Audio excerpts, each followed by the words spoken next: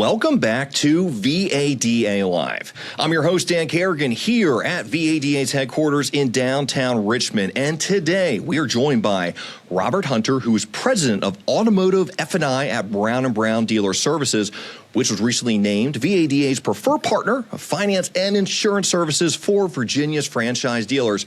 Robert, thank you again for joining us and welcome to VADA Live. Well, thank you for inviting me, and we're excited here to be part of this and part of VADA moving forward as a preferred partner. So thank you. And you're joining us from the Boston area, correct? Diving into sports. I'm Pennsylvania born and bred. I'm a Flyers fan. Where do you stand on your sports? Well, yes, I'm a longtime Patriots ticket holder, and I'm a very fond fan of the Bruins and grew up kind of playing that sport. So, yeah, and therefore I do not like the Flyers, needless to say.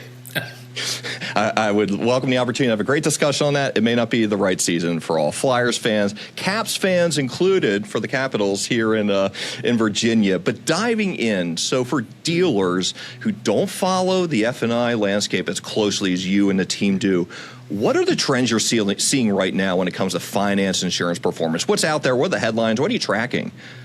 Yeah, I would say that, I think most dealers, I would say, are really following the F&I space very closely because, most dealers are, again, back in a retail environment where front-end gross and margin is becoming tougher for most franchises, not all. And then from an F&I standpoint and finance and insurance product standpoint, we are seeing a lot of successes in the market still because the products have a lot of value to the consumer, especially when you think about the number one thing that the auto industry is focused on, which is affordability.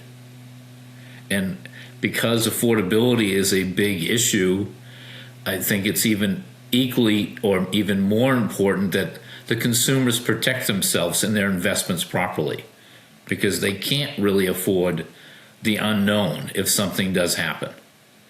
What does that mean for dealers, knowing this affordability conversation the past year or so has really been creeping up? It changed to some degree, definitely top of mind for consumers. Even this conversation now, it's top of mind in the F&I space. What do you think that means for them? I think for the dealer's perspective, they have to really focus on, from a sales process standpoint, making sure that they, I would say, go back to the basics and do a good job of qualifying the customer's needs and what are they really looking for in a vehicle and what's most important to them, so that the selection process fits their needs and their affordability. And I think that really is becoming more and more important. And then making sure that we collectively, us and the dealer's personnel, do a good job of presenting all the protection products, because it's not just the purchase today, it's the purchase for however long they're going to keep the vehicle from a consumer standpoint. So it's looking at it, I'd say, from a driver's experience and really focusing in on that. With all those things in mind, maybe even more, where do you think the biggest opportunity is right now to improve F&I ops? A couple of things that we haven't talked about before I answer that. I think another thing that's happened in the industry that you kind of asked about is that, more and more dealers, because affordability is an issue, are tending to keep a lot more used vehicles that maybe are more of an older model year and higher mileage, to have at least a broad range of products that fit the customer's budget. And then, with that, I kind of dovetail into when you asked what's the most important thing for the dealers is, one, making sure that their personnel is properly trained to build the value properly in the products and explain why it's important to the customer from a consultative approach, but also making sure that they have the right products, because today a lot of dealers are keeping vehicles on their lot that maybe years ago they did not. And that means they may need to look at some other providers or products for that customer. You had mentioned training, and your team focuses heavily on that at Brown & Brown. What role does ongoing training play in improving F&I? I would say, and I'm just going to kind of go back to where you kind of had a little fun with me about who do I like from the sports standpoint and what teams do I love. I'd say to you that inside a dealership, training is critical. Training is not a one-time event. It's a continual process. It's why professional sports people go to base camp before they start the season, and they continually practice during the year before probably every game, right? And I think today it's critical that a dealership commits with a good company to training and I would say commit to process and time for training for everybody. So when dealers reach out to your team, maybe it's training or otherwise, what are some of the most common issues or challenges that they're looking to help solve, and recognizing the Brown & Brown's national presence? Yeah, where are those coming from? What are you hearing from inside the rooftops? Yeah, I would say when we're out trying to cultivate new relationships, or if dealers got referred to us, as you said, and are coming to us and asking for us to visit with them, I'd say the challenges that they're looking at is, number one, as you said, they're looking for someone to help them from a training perspective, and so that they have a company focused on that with them and for them.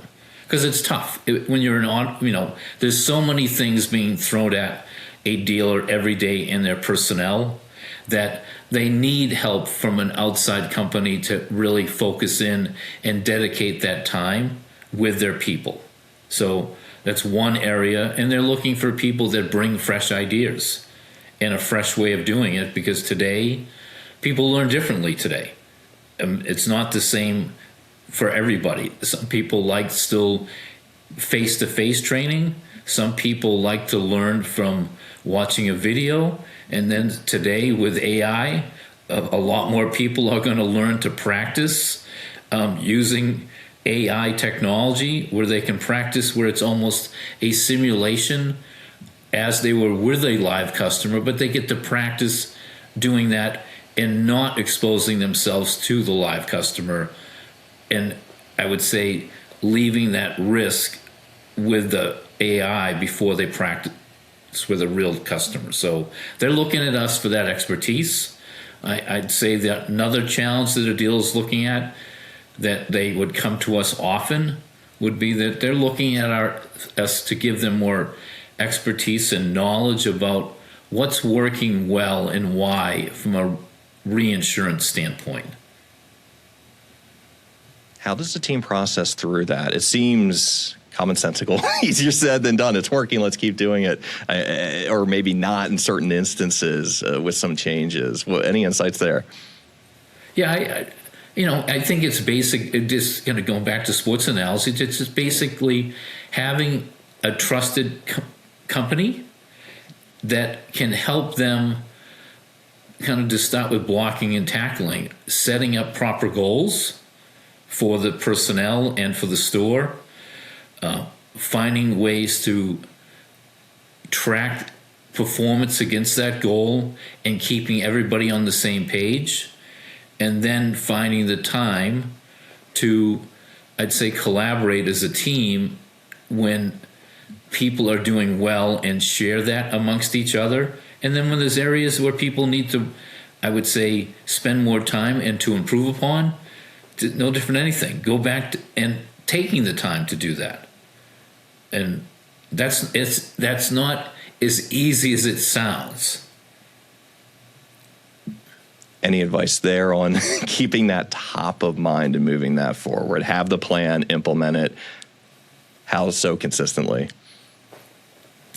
I think it really starts from the dealer that is committed, and a dealer that is looking for the right partner or trusted company to help them do that.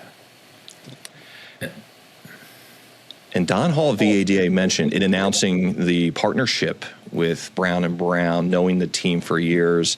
What's it been like for you and the team to dive in and chat with Virginia dealers? What's it been like so far?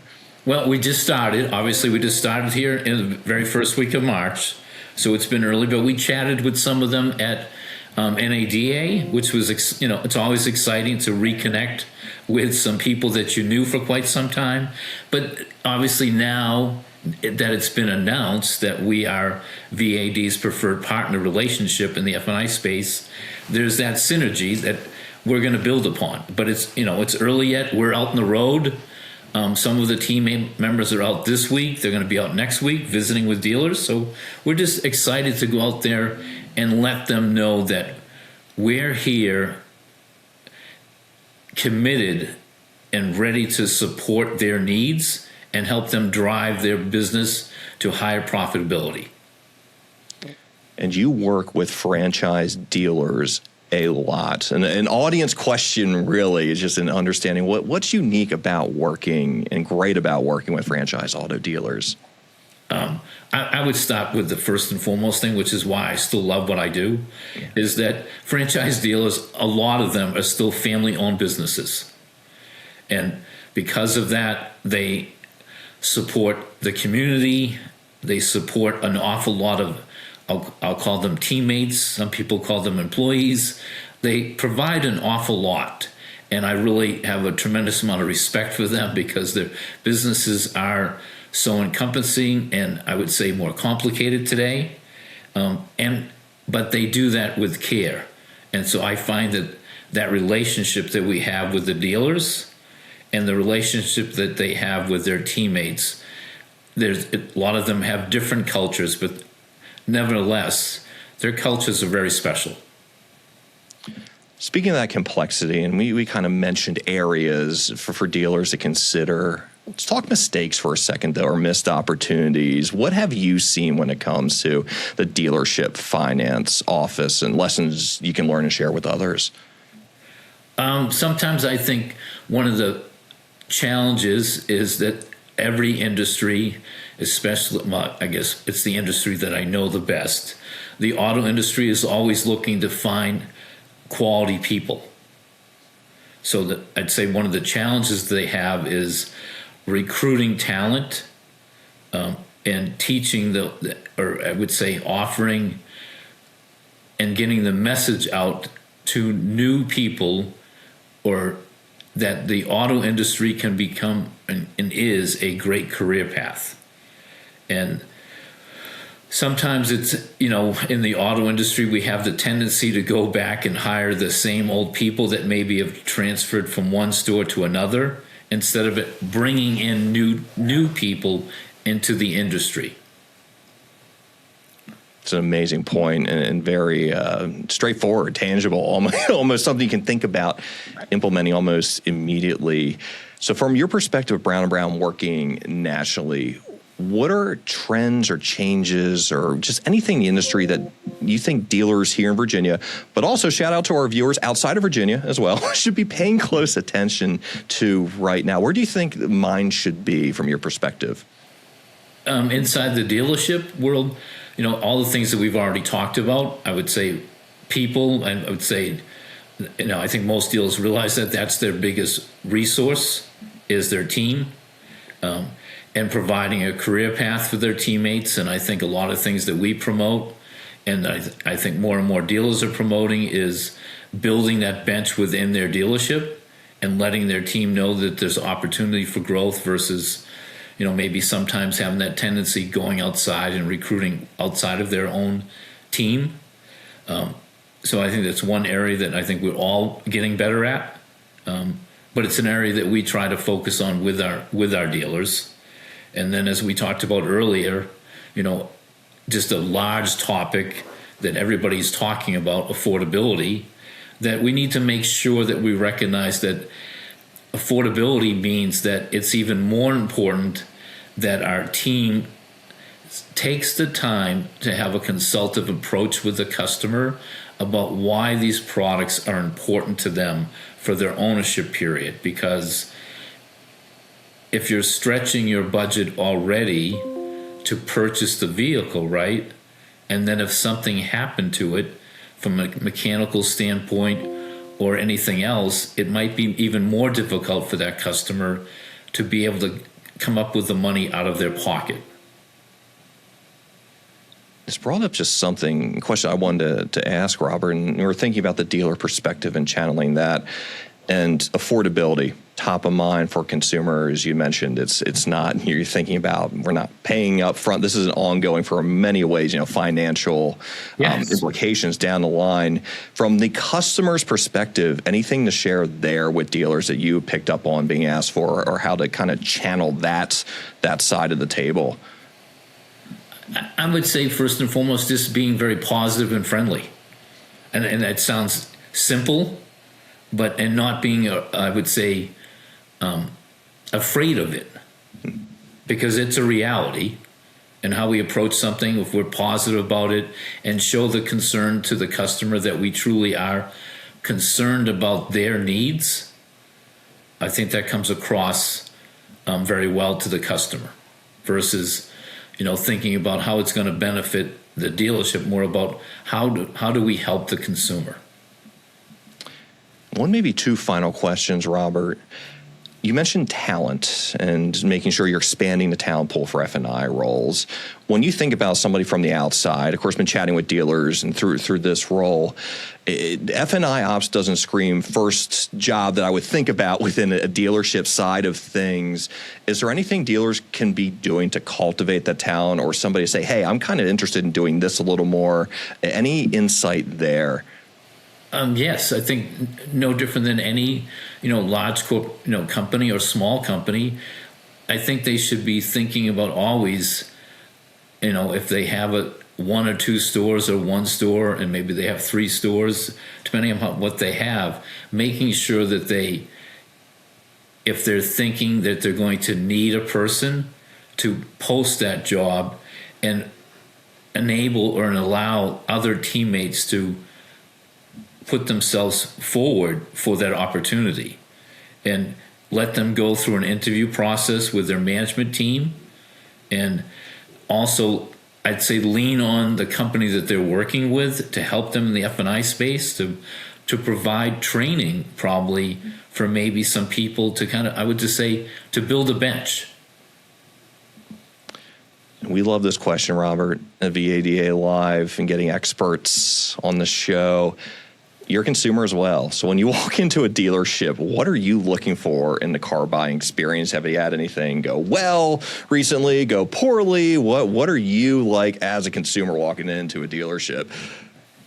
Well, I happen to love cars, so, and I'm going to ask you the same question in a little bit here, but I'm going to answer you first. So I think it really comes down to thinking about it from when you ask that question. One, when you walk into the dealership, does it have a nice, clean, bright presentation? It doesn't have to be the most expensive dealership, but is it clean, and do you feel welcome there? And then do the people working there, the teammates of the dealership, they welcome you with a friendly smile and seem like they're enjoying their time? That, I guess, is, to me, that it starts with that. And then, do they take the time to get to know you and find out specifically what are your needs and what are you looking for? Is it a need or is it a want? And what things really excite you as a customer when looking at a new vehicle? And do they take the time? And in the end, no matter how much we're all stretched for time, right? And we Google, we go search, but we do it quickly. And so I'm going to get to my point. We do it quickly, so we get a little bit of knowledge. But what you're looking for is someone that can help you be, I'd say, more dialed in. So I guess I would use the word, I'm looking for someone that can really give me information in a way that I'll understand it about the vehicle or the whatever I'm looking at, that I don't know by Google or research on my own. That's very helpful, and thank you. And happy to field your question. I'm all ears. So you've bought a few cars in your days. So what do you look for? Very much the same in going into a dealership. I research online. There's a reason we selected either that location. Your point, the same exact way where I want to look at maybe 2 or 3 cars on the lot. I don't know everything. I know enough about what I'm interested in and looking for somebody to share those additional items that I would be interested in knowing about the vehicle. An interesting wrinkle too, I married well, so my wife is a CPA by trade, and the interaction's really important where team effort, but at the end of the day, the CPA is the one fielding all the finance questions, a lot directed to, and it's more of a social experiment just to, hey, everybody, that's who's going to be making the decision on this automobile today, and looking for that understanding of just, how we are as car buyers and building that relationship right away, but acknowledging that, there's a CPA in the room, and she knows what she likes. Well, good. Robert, I really appreciate you taking time to join us on VADA Live. You've been hearing from Robert Hunter, who's president of Automotive F&I Brown & Brown Dealer Services, VADA's newest at time recording here in March, endorsed partner supporting franchise dealers across the Commonwealth. Before we go, make sure to mark your calendar for VADA 26. It's taking place June 22nd through the 25th at the Marriott Virginia Beach Oceanfront Resort in Virginia Beach. Chance to learn from industry dealers, connect with partners, take time, great group activities, everything from golf, indoor skydiving this year, even surfing at the new Atlantic Surf Park. Registration is open. Visit VADA.com. Learn more, secure your spot, register today. Well, I thank you for watching VADA Live. I'm your host, Dan Carrigan. We'll see you next time.